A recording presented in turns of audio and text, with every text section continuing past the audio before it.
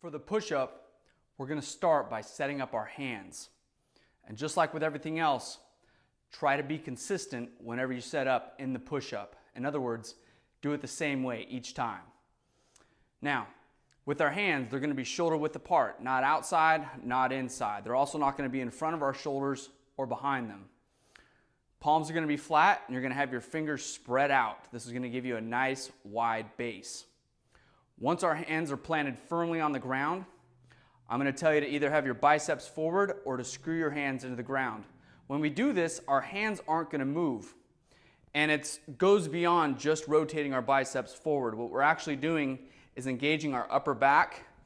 As you screw that bicep forward, it's going to allow you to rotate and screw that shoulder into your upper back.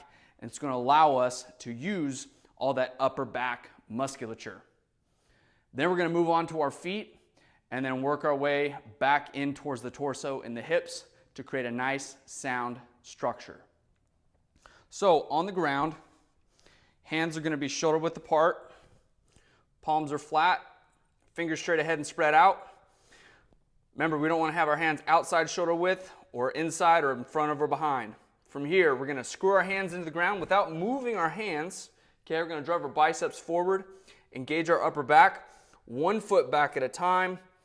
Okay, drive the heel into the ground, bring my other foot in right next to it. We're not going to have a gap between our feet.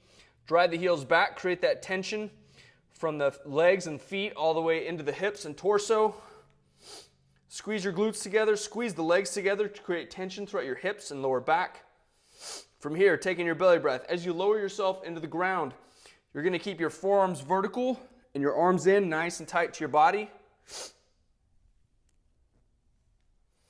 So that as you do so, arms are brushing in against the side of your rib cage. We don't want the elbows flaring out. We also don't want our elbows driving backwards. Okay, this is a very common one as people are starting to learn this variation of the push-up. Try to let the elbows go backwards. We want to avoid that, and instead we want to keep our forearm nice and vertical. So we put all that pressure on our triceps and our upper back. And hey, if you're not able to get into this position safely or it causes pain right now as you continue to build up strength, I highly recommend using our elevated push-up variation. I'll show you from the front. Again, palms are going to be flat, fingers straight ahead and spread out, biceps forward, 1 foot back at a time, drive the heels back, squeeze the glutes, belly breath, lower yourself under control, arms in nice and tight.